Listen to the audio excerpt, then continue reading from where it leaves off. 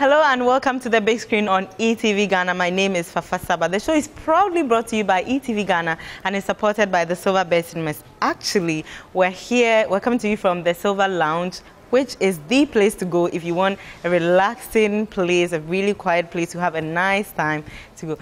My makeup is by Second Image Beauty Academy and my fabric is provided by Daviva. Now, after all the controversies surrounding this movie, Somewhere in Africa is finally out, and guess what? It's what my critics and I are going to be talking about on the show this week. Now, we're going to take a look at the movies that are running at the Sabah-Big cinemas now.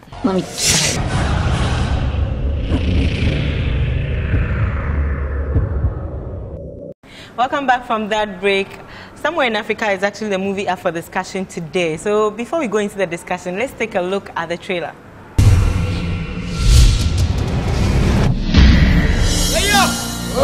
We have seen civil wars, we have seen diseases and poverty. That is what is being pictured by others about Africa. That we cannot change our own destinies. That Africans only depend on AIDS for survival. That we fight among each other and kill each other and bring misery, suffering and death to one another. But somewhere in Africa, we have seen the light. A land of freedom. A beautiful land. But then came the hovering cloud of darkness. The mists of sorrow and the fog of death.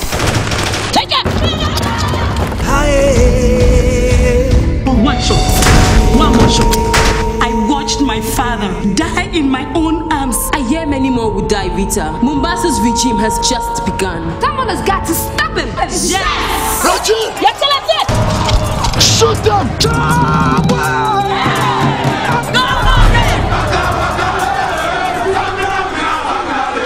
I think the students need to know what they need to know. They need to know their roots. They need to know that our generation failed them because men like you are cowards. Mommy, they are killers. They will do to you what they did to Daddy. I don't want to lose you. I don't want to be an orphan.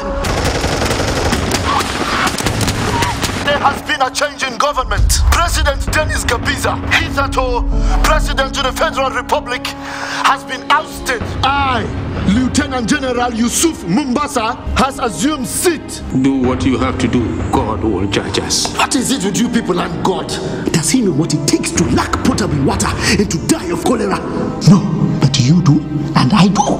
This is history, but there is a way it can repeat itself. But we are the people who can decide whether or not this history must repeat itself again. It is not about the writing style, that is the problem. Every reader cares about something more mind-blowing, something dramatic. Dramatic, you say? You are too handsome for a priest, Frank. America can go to hell. This is not about America. It's about your people, your country, your image. Peace is more important than all justice. And peace was made for the sake of justice, not justice for the sake of peace. Do not confuse both of them. There is a thin line between bravery and stupidity. Neither of the two is worse than cowardice.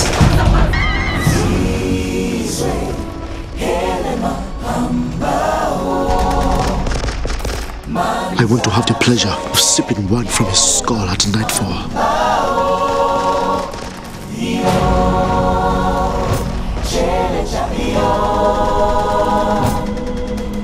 There are moments when begging and pleading are utterly useless. I give 3 days to take out every foreigner from Kimbala. This is the easiest place in the world to get killed.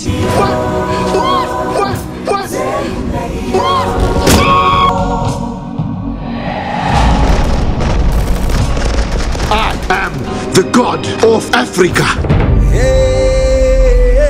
Well, you just saw the trailer for Somewhere in Africa, the movie with the story about the very scary Mombasa and the way he oppressed the people under him. Now I have two gentlemen here. I have Obed and I also have Eugene as usual from Peace FM Online. Welcome, gentlemen. Thank you. Now, I've heard a few people say that they're blown away by this movie, Somewhere in Africa. Eugene, would you say it's a good movie? When you watch the trailer, when you see the trailer for the first time, the bloody scenes you see, how Majid looks very aggressive, outright you see it as some movie you'd want to watch. But after watching it, generally yes, I would say it's a good movie because whether we like it or not, what was in the movie is happening in Africa. You understand? Mali is going on now. So yes, it's something that happens in Africa. But let's look at the plots and all that it takes to put in a good movie. I think that there were some flaws generally. But if you ask me for my first comment about the movie, generally I think it's a good production. Would you say so? Would you say it's a good movie? I mean, it is, but like Eugene said, having said that, you would also want to look out for the flaws in the movie. Yes. The trailer is quite deceptive. Okay. It is. I mean, when you see the trailer, okay. I mean, for instance, I saw the executive premiere of it. I felt it was okay, but when you watch it over the 2-hour spread, there you begin to ask serious questions. Okay, certain things could have been done better. Some of the scenes were overplayed. You could go on and on and on. The scenes, the unnecessary scenes, aren't they usual mistakes that movie makers make in Ghana here all the time? Because usually, I remember you've spoken about things like this. It's something they do, but as far as it's not professional and it's not good, I think we shouldn't stop talking about it. We should keep talking about it until they stop. Because you watch a foreign movie, I don't want to mention any country, and they'll just show you, give you a hint of what's happening, and you have to think. You don't know. You know, the movie shouldn't tell you everything automatically. So if you go ahead and show us one, and you go ahead and show us 2, 3, 4 of the same thing, then it means you have become irritating to the eye. You know, so it's not needed in the movie. It takes off the excitement. It's a bores. When you are watching it, you feel like standing up and leaving the movie. You know, when everything is short, straight to the point, that is where you enjoy the movie. That's where because at the point when you are watching, there is some sort of suspense. But at a point, you realize, Charlie, the suspense, I've been waiting and nothing is coming. It looks like there's no then you can't call it really, suspense. You know? So yes, the excess scenes, I think that is very bad. As far as they will not stop, we'll keep talking about it. It takes away a lot of good movies. When you watch a good movie and you are sitting down and you are like, why did they do this? It's very painful, you know. You imagine this movie showing in the States, and we are going to sell ourselves at Hollywood, and they watch it, they will laugh at us. You understand? So yes, I think that the excess scenes is not necessary at all. I couldn't help but agree with Eugene. If you want to shoot a 2-hour movie, it has to be that good. Every scene has to be justified. You know, there is a technique in getting people to get glued to their seats over a 2-hour period. Okay, so if you really want to do a 2-hour movie, I mean, before the elements coming into play, then every scene has to be justified. You know, in some way in Africa, I really don't know, but then some scenes were okay. I mean, they deserve to be in the movie, but some scenes obviously could have been, I mean, taken away. But let's move to the originality of the story. How original do you think the story that Somewhere in Africa tells is? I was having an argument with a colleague, I mean, off screen, and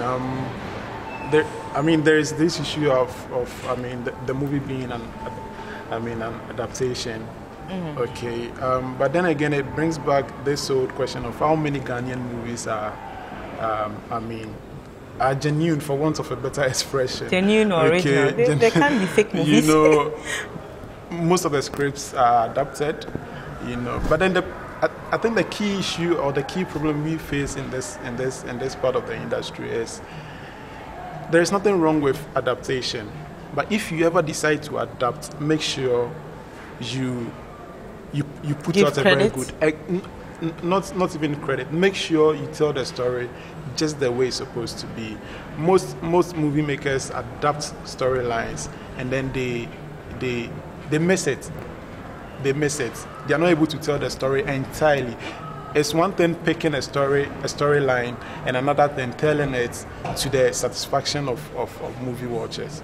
You know, I don't know how original Somewhere in Africa is, but whichever way, I mean, they manage to get one thing going, and that is, I mean, they playing on that element of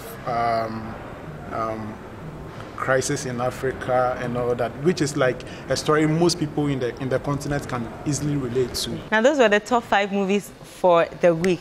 The winner for last week's question of the week is Faako Nutako. So if you're watching Faako Nutako, you're the lucky winner for the 2 tickets to come and watch the movies at the Silver-Big Cinemas. I want to thank you very, very much for sticking with us. And till we come your way same time next week, keep watching movies and just come up here and then check out the Silver Lounge and see.